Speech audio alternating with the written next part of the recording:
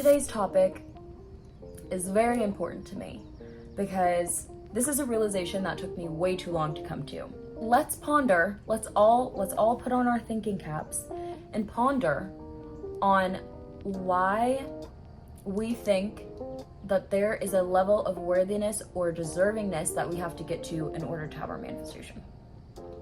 Pause. I've spoken about before that in order to manifest something, you need to feel worthy and deserving of it if you want to manifest it in to stay. If you want to keep your manifestations, if you want to manifest in a sustainable way, you need to feel worthy of having your manifestation.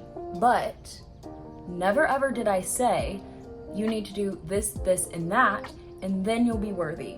Or these are the criteria that makes up a worthy person. You are worthy just because you are. You are inherently worthy just based off the fact that you are being. You are aware. You are conscious.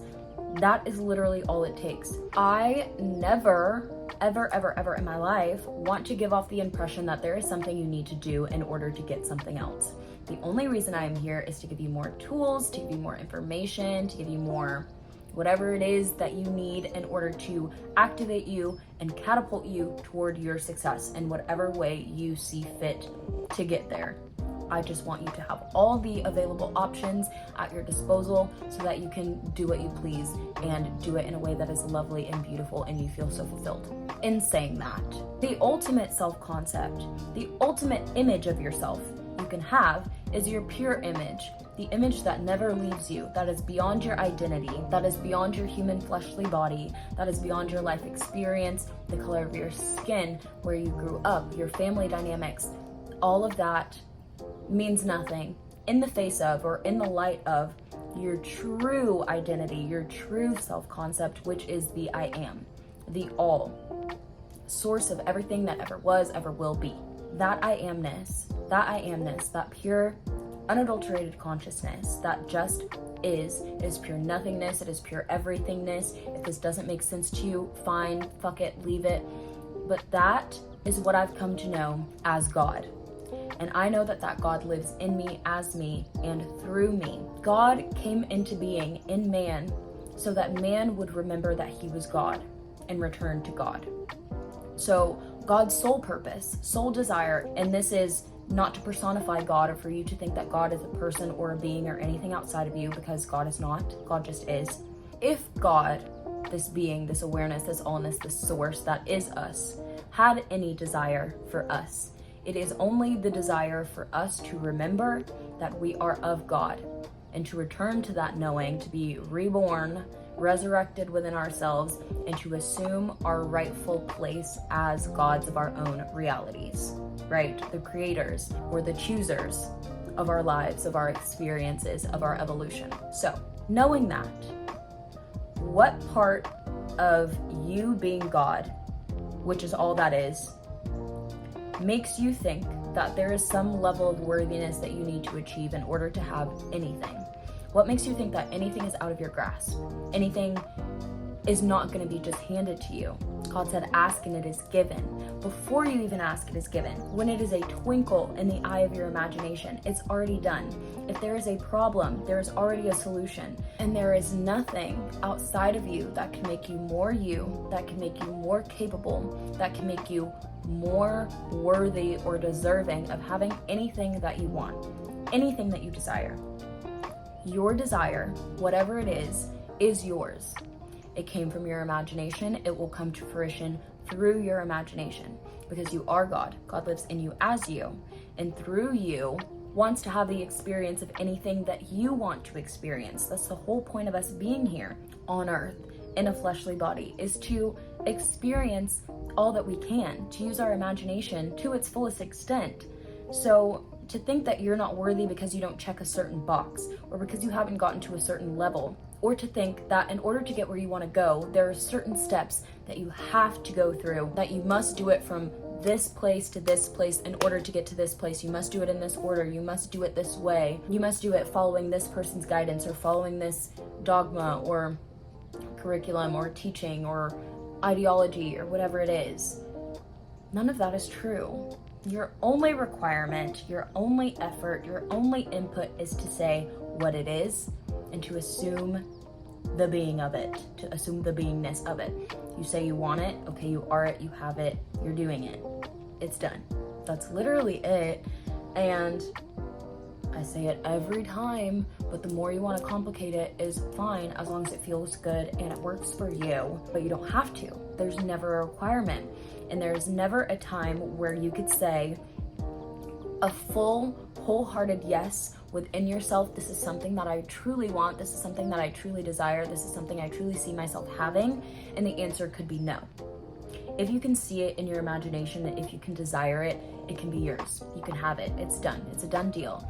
As long as you tell yourself, okay, as long as you give yourself the go ahead and you accept it.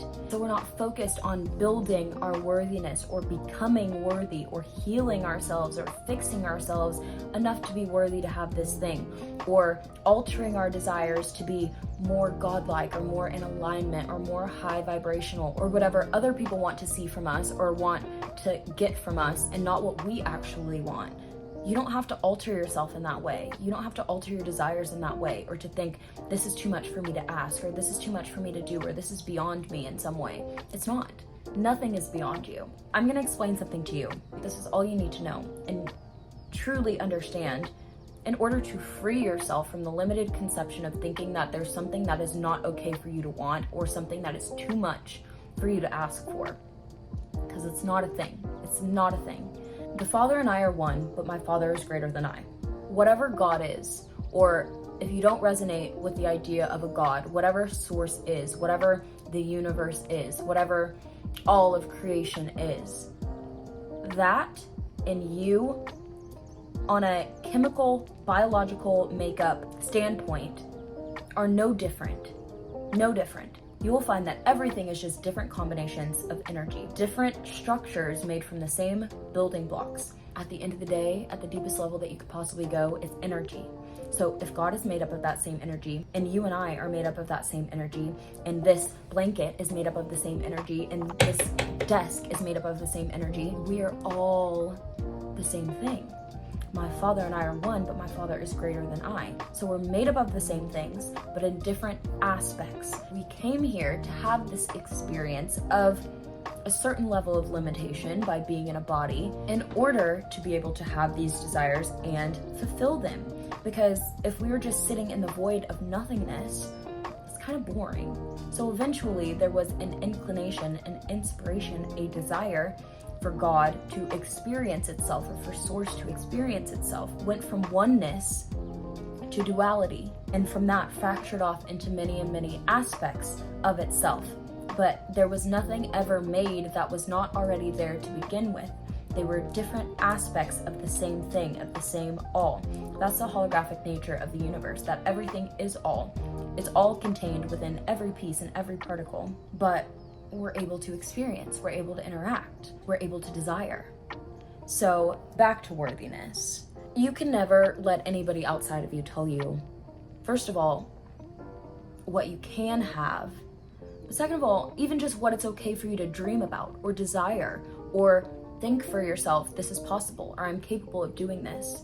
You are the only person who can put a limitation on that. So if you say this is too much, okay, that's too much. That's your limit. That becomes your ceiling. And at a certain level, you also have a basement. This is the lowest I'll allow myself to experience because this is where my worth ends. My worth bottoms out here. So anything below this, I'm not going to experience because I know that I'm worthy of more than that. But anything that's above this level, oh, that's my ceiling. I can't go past there. That's for other people. That's too much for me. That's too good to be true. Blow the roof off this place, okay? Why is there this is my max? Anything above that is too much for me to ask. Why? Who's telling you that that's too much? And if they are telling you that that's too much, then who gave them the authority over you to say what you can have, do, or be in your reality? I always say this because it is so true. It's only you deciding. You are first cause of everything that happens in your reality. It all comes from an internal place. So going down the line, boom, I'm aware. I'm conscious of being. Okay, then conscious of being what? Conscious of being operant power of my reality, able to choose what I want to see and what I want to do and what experience I'm gonna have. Boom, okay, identify the experience that you're gonna have. Okay, see yourself having that experience. Okay, live and be as the person already having that experience. then experience the experience, it's done. So very little room for God to say, oh, that's too much. That's too much. Because if everything came from God and everything is God and it's all an aspect and it's all the same thing, then first of all, there's really no separation between you and everything else. There really is no big thing and no small thing, or nothing really in between. It really just all is. So if you attach your identity or your awareness or your focus onto a certain aspect of this beingness, of this thing that we call life, of existence, then that thing can be you. It can become you. It can become manifested in your experience, as long as you accept the awareness of being it, of having it, or doing it. Neville says, look upon your desires as the spoken words of God and every word of prophecy of that which you are capable of being. Do not question whether you are worthy or unworthy to realize these desires. Accept them as they come to you. Give thanks for them as though they were gifts. Feel happy and grateful for having received such wonderful gifts. Then go your way in peace. That's the end. The end. Story closed. You don't get to question it. If you want it, if you truly want it, if it's a true desire of your heart, then there is no reason, no limitation, no circumstance that can tell you that it's not yours, that you can't have it, that you can't do it. The path will be shown to you if you are in the awareness of being the version of yourself already experiencing that thing. Everything outside of you has to coalesce in order to match that internal image that you have of yourself and of your experience. So that's the only thing you need to do. Don't fight with yourself over the things that you want. Don't say, is this good of me or is this bad of me? Am I actually capable of doing this or having this? Am I actually worthy of this? That's not even a question. Your worthiness has never been in question. Your deservingness has never been in question. It doesn't matter if it's big or small, if it's inconsequential, or if it's the biggest thing that's ever happened to you. If you want it, if you see yourself having it, then continue to see yourself having it and know that it is yours. Know that that experience was made for you, fully tailored for you, and fully there for your fulfillment. It's yours. It's done. Your desires are of God and they are a promise, a gift to you. So when you see something in your mind's eye, when a desire comes to you and you're like, oh, okay, I think I want that thing. Okay, I really do want that thing. Then just say thank you. Immediately go into prayer. Thank you. Thank you that this is done. I'm so grateful that I get to have this experience. I'm so grateful that this is available to me. It's so easy for me to accept the knowing that this is my reality, that this is already done, that I have nothing else to worry about. I just get to have this experience. That's it. No more questions about it. Zip. Ultimate self-concept. I am God. I'm the creator of my reality. Just I am. And then I'm worthy and deserving of absolutely anything I want to have on planet Earth, throughout the multiverse and the omniverse and whatever other verses may exist that I'm not privy to in my human form. Period. End of story. It's done. Okay. Alright, you guys, that's gonna do it for me today. I really hope you all enjoyed and got something of value from this video. Please be sure to leave your questions, comments, concerns in the comment box below, and check out the description for my social media links, services, all that good stuff is down below. And other than that, I love you all so much. Thank you for being here, and I will see you next time. Bye.